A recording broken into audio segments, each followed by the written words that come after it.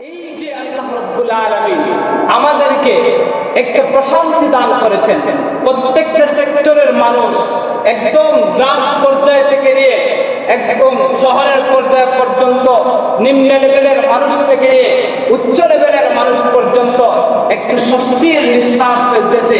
এই জন্য একটা নরকের ভিতরে মানুষ ছিল, ওলামায়ে কেরাম সহ এমনকি সাধারণ মানুষ সহ সমাজের মধ্যে সে হক কথা বলতে পারত না। আজকে এমন দিন আসছে, এখন হচ্ছে আমাদের বলার সময় আর আপনাদের শোনার সময়। এতদিন আমরা সহ্য করে, আমরা নির্যাতনের শিকার হয়ে আমরা মুখ বন্ধ করে রেখেছি। আমাদের উপর একটা ত্রাসের রাজত্ব আপনারা তৈরি করেছিলেন, আমরা কিছু বলতে পারি নাই। আমাদের বলার মতো সেই সুযোগ সুবিধা আপনারা রাখেন নাই। আজকে আপনাদের গায়ে যদিও লাগে, তবুও আপনাদের কষ্ট করে আপনাদেরকে মুখ বুঝে সহ্য করে আপনাদেরকে এইগুলা শুনতে হবে। এখন হচ্ছে আমাদের বলার সময়। আমাদের মধ্যে বলার স্বাধীনতা, বাক স্বাধীনতা এখন আমাদের মাঝে ফিরে এসেছে। এগুলা রাজনৈতিক না, রাজনৈতিক না করছি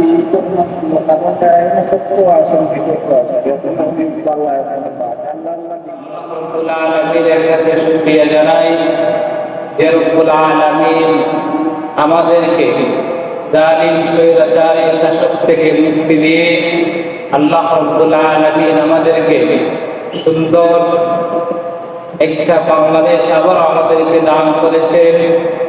আমরা আবারও আল্লাহ রব্বুল আলামিনের দরবারে শুকরিয়া জ্ঞাপন করি আলহামদুলিল্লাহ। একটা দেশ যখন স্বাধীন হয় বা একটা অঞ্চল যখন স্বৈরাচার মুক্ত হয়, তখন ইসলামের কিছু দিক নির্দেশনা আছে। ইসলাম কিন্তু এই জিনিসটা পছন্দ করে না যে যারা স্বৈরাচারিতা করেছে তাদের পতন হওয়ার পরে তাদেরকে অগ্নিসংযোগের মাধ্যমে জ্বালিয়ে দেওয়া বা তাদের ঘরবাড়ি এগুলা নষ্ট করে দেওয়া, এটা কিন্তু ইসলাম সমর্থন করে না। বরং ইসলামের নিয়ম হচ্ছে যখন একটা এরিয়া বা একটা অঞ্চল স্বাধীন হয়, তখন আল্লাহ রব্বুল আলামিন কিন্তু আমাদেরকে কোরআনে কারীমের মধ্যে এই বিষয়টাই জানিয়ে দিয়েছেন যে আমাদের জন্য কি উচিত, কি করা উচিত।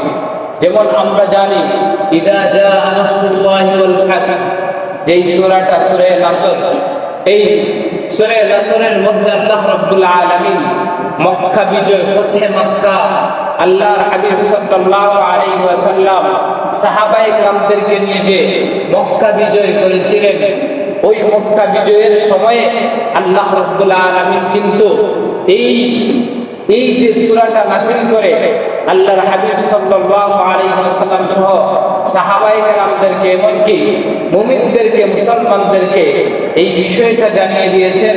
আল্লাহ রাব্বুল আলামিন বলেন ইযা জাআ নাসরুল্লাহি ওয়াল ফাতহ, যখন আল্লাহ রাব্বুল আলামিনের পক্ষ থেকে সাহায্য আসবে এবং বিজয় আসবে, অর্থাৎ মক্কা বিজয়ের কথা আল্লাহ রাব্বুল আলামিন এখানে ইশারা করেছেন। ওয়ারাআইতান নাস ইয়াদখুলুনা ফি দীনিল্লাহি আফওয়াজা, আল্লাহ রাব্বুল আলামিন বলেন তখন আপনি দেখবেন মানুষদেরকে যে তারা দলে দলে ইসলামের ভিতরে ঢুকতেছে।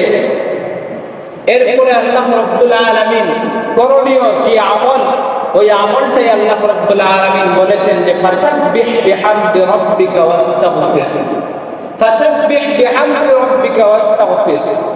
এই বিজয় লাভ করার পরে, স্বাধীনতা লাভের পরে আল্লাহ রাব্বুল আলামিনের তাসবিহ পাঠ করো এবং আল্লাহ রাব্বুল আলামিনের কাছে ইস্তিগফার পাঠ করো।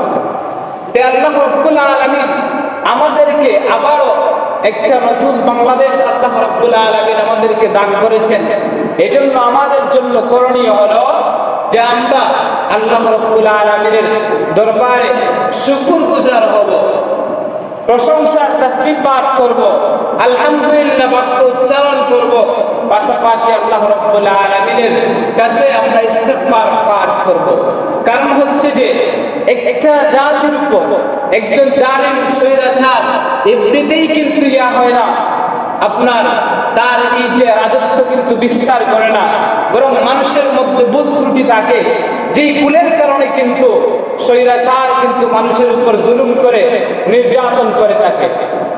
রাজনৈতিক বিভাগ মাফ করতে না। এগুলা রাজনৈতিক না। না রাজনৈতিক না করছি কারণ এখানে সত্য আছে বিগত আছে যখন আমি পাল্লা এখানে বাদ আল্লাহ আল্লাহ দিন তো যে জিনিসটা বলতেছিলাম যে মানুষের মধ্যে এই যে মানুষের মধ্যে সমস্যা থাকে, মানুষের মধ্যে সমস্যা থাকার কারণে কিন্তু দেখা যায় যে আল্লাহ রাব্বুল আলামিন মানুষের গুনাহ যখন ছড়ায়া যায় তখন কিন্তু জালিম স্বৈরাচারী আল্লাহ রাব্বুল আলামিন মানুষের উপর চাপায়া দেন, মানুষের উপর চাপায়া দেন। এরপরে যখন মানুষ তার এই যে গুনাহের বিষয়টা বুঝতে পারে, যখন আল্লাহ রাব্বুল আলামিনের দিকে কি হয়, রুজু হয়, তখন আল্লাহ রাব্বুল আলামিন মানুষকে নাজাত দিতে থাকেন। যেরকম ভাবে এই যে অতীতে যত স্বৈরাচারী জালিম আপনারা দেখেছেন দুনিয়ার সমাজের মধ্যে আবির্ভূত হয়েছিল, মানুষের হয়তো বা মুসলমানদের ইমানদারদের কিছু ইমানের দুর্বলতা থাকার কারণে, তাদের ভিতরে সমস্যা থাকার কারণে আল্লাহ রাব্বুল আলামিন তাদেরকে শিক্ষা দানের জন্য রব্বুল আলামিন কিন্তু এরকম ভাবে তাদের উপর এই যে জুলুম নির্যাতন এইগুলা কিন্তু চাপিয়ে দিয়েছিলেন যাতে মানুষ শিক্ষা গ্রহণ করতে পারে।